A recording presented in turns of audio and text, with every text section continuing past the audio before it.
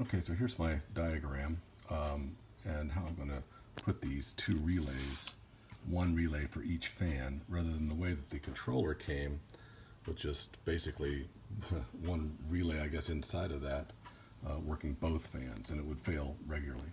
So I'm cleaning up the wiring too with this fuse block that I'm going to put in and supply battery power to three things: the thermostat controller, and then both, well, actually two relays, and then those relays will supply positive, negative to both fans. So here I'm kind of mocking up the setup, the way it's going to go into the car. This thing is it's actually a marine product, but it will hold 4 fuses, take one input from the battery, and then distribute it through fuses to the output positives. It's represented here, and it's a Blue Sea product, and came in this package. Again, it's a marine product, and it comes with a cool cover like that. So I think that'll be handy, and I'm going to put it someplace where I can reach the fuses and see them, which was different than before. That inline fuse was just, it was hard to see and hard to deal with, and it blew over and over again and left me stranded a couple of times. So that's my planning and setup. I've marked this relay for what it's going to have, which would be the battery power, the ground, the positive to the fan, and then the thermal switch will go to it. So that is the plan, is that the switch, when it activates at the right temperature, will activate the two relays, sending two separate power battery signals to the fans. Hopefully they won't blow anymore. I'm also using 10 gauge wire for all of this. So from the battery to the distribution block will be 10. From here to here will be 10. From here to here will be 10, and from here all the way to here will be 10 as well. So 10 gauge wire throughout.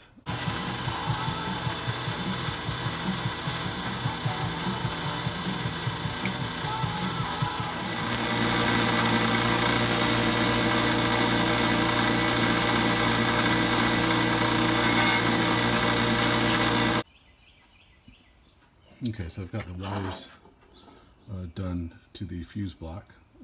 These are all the 10 gauge wires. I'll have one spare in this fuse block, so I only need 3. 2 go to the 2 relays, into the battery into those relays, and this one is going to go to the to the thermal controller, temperature controller. So here we have that, and basically, yeah, you can see how that works. So one goes to the battery input of the temperature controller, one goes to the battery input of the relay, and one goes to the other one of the relay. And that's what I've got wired up so far right here. Okay, so now I've got all the power going into the 2 relays here. I've also got this pre-wired for the switch coming out of the thermal switch, the positive and negative coming out of that, going into here. These are the 2. I basically wide them in because it's the same signal going in. I've got 10 gauge going into 14 gauge. So I still have a lot of conductivity there, and I've got the waterproof connectors there. So the only thing left is the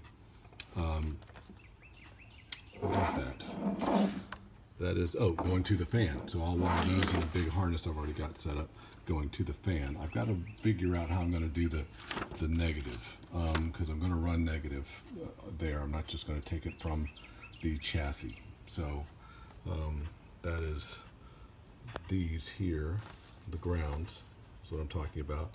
That will come from here. I've got another possibility too, but for right now, I've got these run here.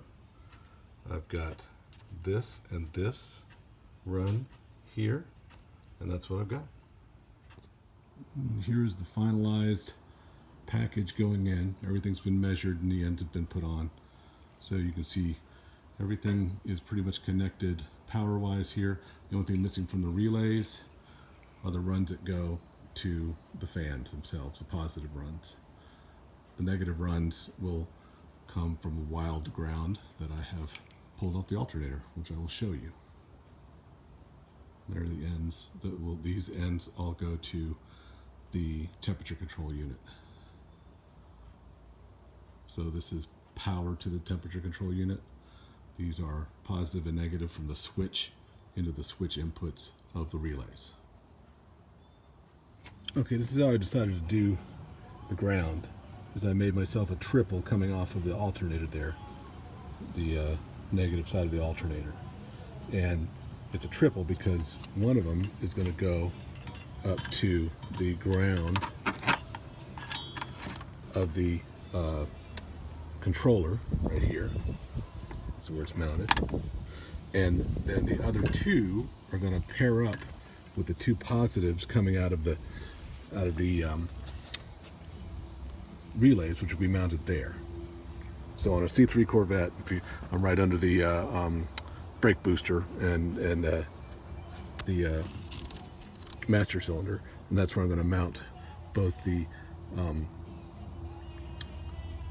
relays and the fuse package. And then all the wires will route up through here and down through into there and get to the fan motors, which there's the wires hanging from the fan motors.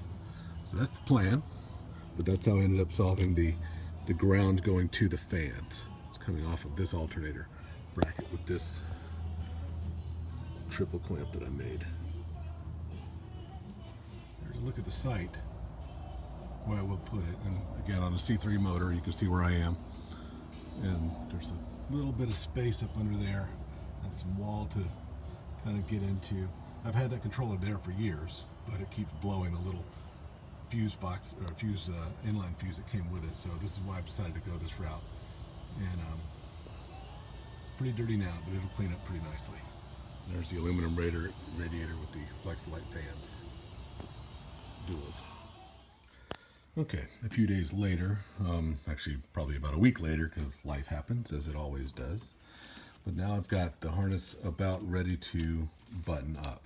So this wire here comes from the positive distribution block that I put in. This comes from the battery and goes into this distribution block where I've got about 8 taps that I can pull battery power off of. So that is coming down this wire into this copper wire and will go into the fuse block. Then there's my set of negatives coming off the alternator. This one will go to the negative of the switch, meaning the thermal switch, which is seen right there. And then I've 2 of those negatives go into the harness that go to the fans.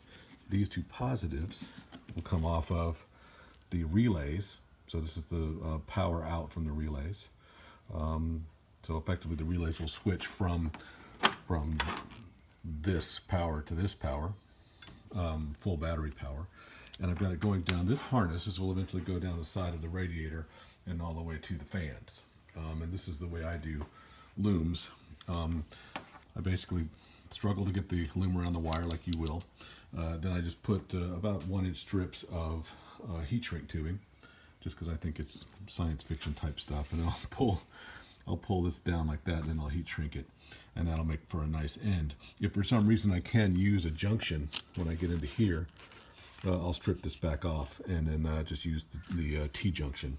But I'm not sure I can do that yet. So in the time being, just to hold everything together, I'm going to do that. So I can fish it down here where it will go down to the fans and connect to the wires that are right down there.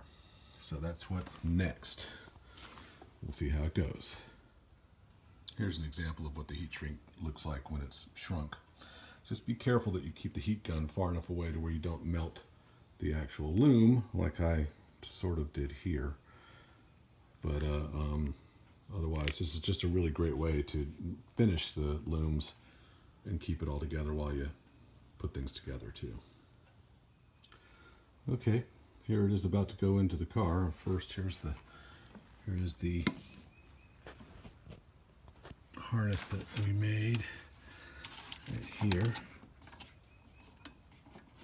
and that's now going down, following the other harness and the vacuum hoses going down into beside the radiator to meet up with the wires for the fan. So that's all nice and pretty now, and so slowly but surely we're getting this all closed up, and then if you remember this, we'll end up going down into that area down there where we'll have it all hooked up next time you see it. Okay, so I now have the fuse block and the relays mounted and all plugged in. I also have everything plugged into the thermal switch here. Don't like that one ignition wire, but basically what it is that's battery coming from the fuse block. That black wire is ground coming from the alternator there. That other, it's actually a red wire with a piece of black heat shrink on it, is the ignition in. And then these two wires go to the fans. They go to the relays. So this is a switch out going to the relay switch in. Okay, and then we got two powers coming off the fuse block going into the relays, and then all of that goes back down the wires down here to the fan motors, which we'll hook up in a little while. Okay, I'm down under the front of the car now, and you can see how the conduit or the wire loom for the fans has come down the side of the radiator. Now the trick is to find a way to get it to bend up here and attach to the core, and then hook to these wires right here.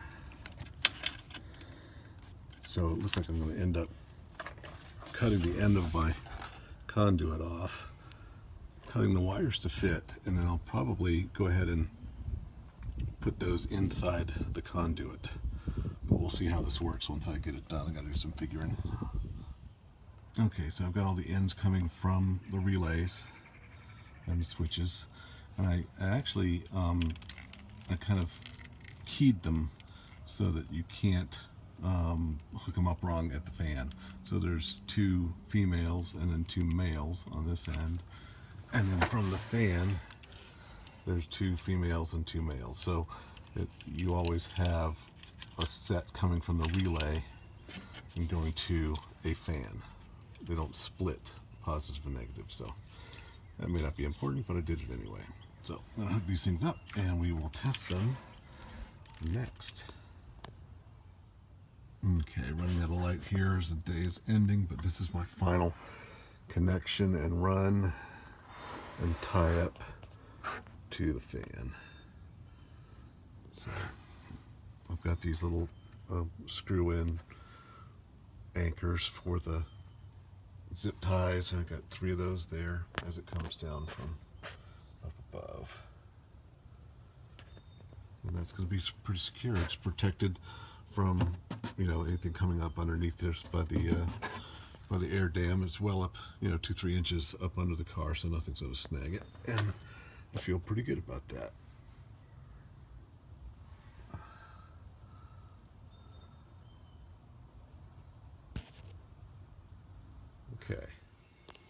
Okay, a couple of weeks have gone by now. Life happened again, and but I'm about to really button this up. I've tested it, and it all works now.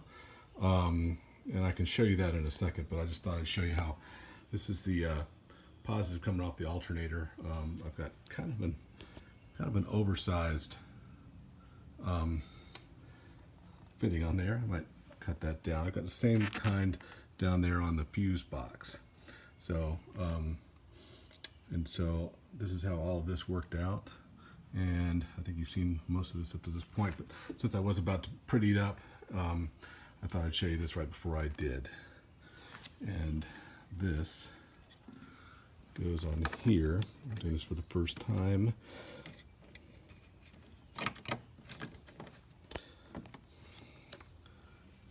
Not like that. I'll figure that out. Okay, there's the finished installation. You can see the wire loom now that goes from the alternator, and you can see the thermal switch down there. really is kind of the only place I've found to put it in a C3. Not too sure about my bright green connectors, but you know what? Maybe they met the yellow in the rest of the car. Not really. All right, so now what I'm going to do is start it. And there you see my fuses. And I've got the vacuum hoses back where they belong and all of the wiring there. And I'm going to have this temperature gauge after I start it, and we'll watch when the fans turn on. All right.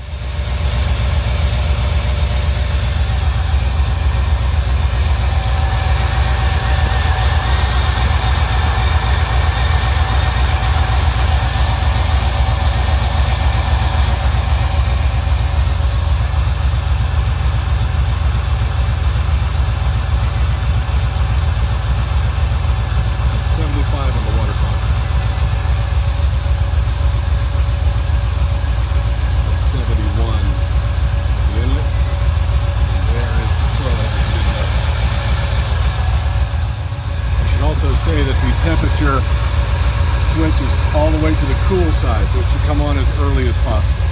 So it's rotated counterclockwise all the way this way. This way is hot, this way is cold. Started at 7 o'clock, it's been about 2 minutes. About 5 minutes in.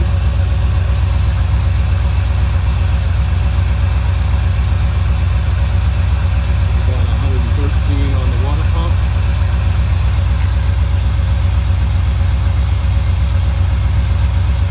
And well, pretty cool on the radiator. Okay, about 10 minutes in.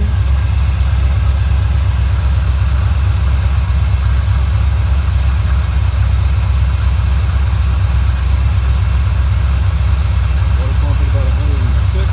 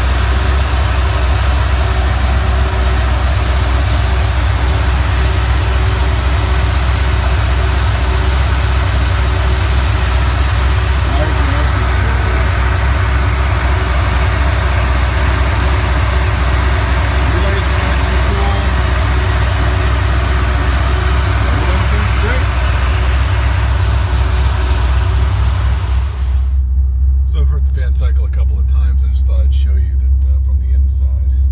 I've got it set at about midway through the temperature range on the Flex-a-Lite sensor switch, and it's running right at 120, 140, something like that. So hadn't moved, so there's no wind or aerodynamic cooling function happening.